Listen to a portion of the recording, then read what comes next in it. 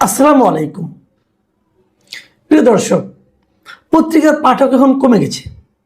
পত্রিকার উপর মানুষের বিশ্বাসযোগ্যতাও কমে গেছে। মানুষ পত্রিকাগুলোকে, নিউজ পেপারকে অথবা কনভেনশনাল মিডিয়া যেগুলো আছে সেগুলিকে মানুষ অতটার বিশ্বাস এখন করে না, তাদের উপর নির্ভরও করে না।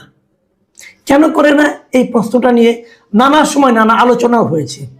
আচ্ছা, শুরুতেই আমি বলি, যদি কোনো মিডিয়ার মালিক বলে যে আমার মিডিয়াতে যারা সাংবাদিক আছেন তাদের একটা ভালো রিপোর্ট করার ক্ষেত্রে সবচেয়ে বড় বাধা হচ্ছে আমি নিজে। মানে যখন কোনো একটা রিপোর্ট তারা করতে চায়, কোনো একটা নিউজ তারা করতে যায়, সেই রিপোর্টের জন্য যদি কারণে যদি কারো ক্ষতি হয়, সেই সম্ভাব্য ব্যক্তি যদি আমাকে ফোন করে, তখন আমি ফোন করে সেই রিপোর্টটা থামিয়ে দিই। যদি কোনো মালিক এ কথা বলে, তাহলে তারপর কি আর সেই মিডিয়াটা এবং সেই মিডিয়ার উপর আপনার আস্থাটা আর থাকবে? থাকবে না। কারণ ওই মালিকের কাছে যত লোক পৌঁছতে পারে, তাদের কারো ব্যাপারে, কারো অন্যায়ের ব্যাপারে, কারো 2 নম্বরের ব্যাপারে কোনো রিপোর্ট তার প্রচারিত হবে না। মালিক বলেছেন। কোন মালিক বলেছেন? এই সমকাল পত্রিকা এবং সমকালের একটা টেলিভিশন আছে চ্যানেল 24, এই দুটা প্রতিষ্ঠানের যিনি মালিক, দুটোই কিন্তু বেশ জনপ্রিয় পত্রিকা, দুটোই জনপ্রিয় মিডিয়া। এদের মালিক একে আজাদ উনি নিজে বলেছেন যে যার বিরুদ্ধে সংবাদ হবে প্রথম ফোনটাই আসে আমার কাছে, এবং তিনি বলতেছেন যে আমি নির্দ্বিধায় বলতে পারি তারা মানে সাংবাদিকরা স্বাধীনভাবে কাজ করতে পারছে না। কেন স্বাধীনভাবে কাজ করতে পারছে না? তার মূল অন্তরায় হচ্ছে আমি। তার মানে ওনার মিডিয়াতে স্বাধীনভাবে কোনো কাজ হয় না, কারণ উনি তো মূল অন্তরায় এবং উনি নিজেকে স্বীকার করেন। এখন আপনি বলবেন তাহলে কি অন্যগুলি কি হয়? হ্যাঁ, অন্যগুলি একই কাজ হয়। অন্যগুলিরা স্বীকার করেন না, অন্য মালিকরা ওনার মতো এতটা স্পষ্টবাদী অথবা সত্যবাদী নন, অথবা তারা আড়ালে অবডালে করেন, মুখে বলেন না, কিন্তু উনি মুখে বলেছেন। যেটা উনি বলেছেন, উনি যদি নাও বলতেন তবু কি আমরা জানি না? আমরা তো জানি। একটা ঘটনা যখন ঘটে যায়, সেই ঘটনার সঙ্গে যারা যারা জড়িত থাকে, তারা যদি ক্ষমতাধর হয়, তারা যদি পাওয়ারফুল হয়, তাহলে সেই নিউজটা ম্যাক্সিমাম মিডিয়াতে আসবে না।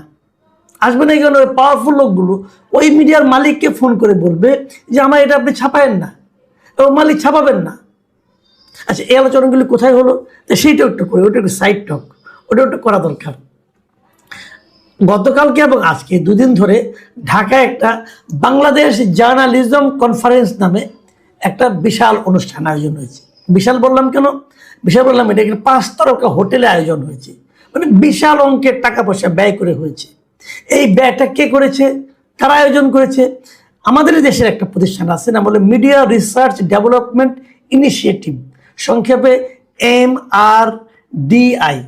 প্রতিষ্ঠানটাকে আমি চিনি, এটা একটা এনজিও আর কি। ভালো দোকান হিসেবে খুব উন্নত মানের দোকান। বিদেশ থেকে ফান্ড টান্ড আনে, এরকম দুটো অনুষ্ঠান করে লাভ লোকসান কিছু তো হয়, লোকসান হয় না, লাভই হয়। এবং এটার যিনি প্রধান, তাকেও অনেক বছর ধরে আমি চিনি। তারা সময় উন্নতি হচ্ছে, আর উন্নতি কামনাও করি, কোনো সমস্যা নাই। তবে উনি কখনো খুব কোনো সাংবাদিক ছিলেন বলে আমি জানি না, তবে উনি সাংবাদিকতা নিয়ে অনেক রকম কাজকর্ম করেন। যাই হোক, এই একটা সম্মেলন হয়েছে, দেশি বিদেশি অনেক সাংবাদিকরা এখানে এসেছে, এবং এটা শুরু হওয়ার পর থেকে আমি দেখেছি এর মধ্যে আমাদের দেশের অনেক প্রথিতযশা সাংবাদিকরা এই অনুষ্ঠানে কোনো আমন্ত্রণ পান নাই। খুব স্বাভাবিক, ওনারা তো সবাইকে আমন্ত্রণ করতে পারবেন না রে ভাই। ওনাদের মোট অংশ নিচ্ছে 550 জন। তার মধ্যে বিদেশেরও বেশ কয়েকজন আছে। বিভিন্ন দেশ থেকে সাংবাদিকরা ওনারা দাওয়াত করে নিয়ে আসছেন, তারা এখানে আসছে, এবং দেশের সবাইকে তো তারা দাওয়াত করতে পারবে না। তারপরে ওনাদের আবার কিছু কোটাও আছে, যেমন প্রথম আলো, ডেইলি স্টার, এগুলো হলো ওনাদের বাধা খদ্দের আর কি। আগে এদেরকে নেবে, অথবা এদের এখানে যারা কাজ করতো আগে অন্য কোথাও চলে গেছে তাদেরকে নেবে। তারপরে যদি কিছু থাকে তাহলে তো অন্যদেরকে ডাকবে, তাই না? যারা আফসোস করেছেন তাদেরকে বলবো ভাই দুঃখ করেন না, এটা হলো একটা অভিজাত শ্রেণীর সম্মেলন হয়েছে, মানে অভিজাত সাংবাদিকদের সম্মেলন।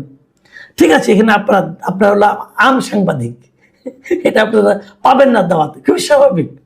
যাই হোক, সেটা সাইড টক, ওটা নিয়ে আলোচনা না করি। একটা সম্মেলন হয়েছে ভালো, এটা নিয়ে আমার কোনো মানে আমি বড় খুশি যে বিদেশে কীভাবে সাংবাদিকতা হয়, আমাদের এখানে কীভাবে হয়, এটা নিয়ে মত বিনিময় হয়েছে, খুব ভালো হয়েছে। কিন্তু এখানে আমি অন্য অন্য কোনো আলোচনা যাচ্ছি না, আমি এখানে কেবল আজকে দ্বিতীয় দিন এবং শেষ দিনে আজকে ওই সমকাল এবং চ্যানেল 24-এর মালিক একে আজাদ উনি যে কথাটা বলেছেন সেই কথাটা নিয়ে আসলে আমার আলোচনাটা, যেটা দিয়ে আমি শুরু করেছিলাম। মানে উনি বলতে যাচ্ছেন আমাদের এখানে যে স্বাধীন সাংবাদিকতা হচ্ছে না, আমাদের এখানে যে বস্তুনিষ্ঠ সাংবাদিকতা হচ্ছে না, তার মূল কারণ হলো মালিক। এই হলো ওনার বক্তব্য, এবং ওনার বক্তব্যের সঙ্গে আমি 100% একমত। এই জিনিসটাই আমি বলতে চাচ্ছি যে ওনারা পারেন না, চাপ সহ্য করতে পারেন না, কারণ ওনাদের আরো অনেক ব্যবসা থাকে। এই কাজে সাহেব নিজেও বলেছেন, উনি বলেছেন যে আমার আরো অনেক ব্যবসা প্রতিষ্ঠান আছে, সেখানে সব মিলে 75,000 কর্মকর্তা কর্মচারী সেখানে কাজ করে। তো এদের স্বার্থটা আমার দেখতে হয়। তো যদি বাইরে থেকে চাপ আসে, যদি সেই চাপ সরকার দেয়, তো সরকার তার অন্য ব্যবসা প্রতিষ্ঠানগুলিকে বসিয়ে দেবে, তো ওনার তো বিরাট লস হয়ে যাবে। কাজেই উনি এই চাপটা নিতে পারেন না এবং উনি ওই নিউজটাকে থামিয়ে দেন। তার মানে হলো মালিক নিজেই একটা সংবাদকে, একটা প্রকৃত রিপোর্টকে গলা টিপে হত্যা করেন। কেন করেন? এই করাটা কি ঠিক? ঠিক না।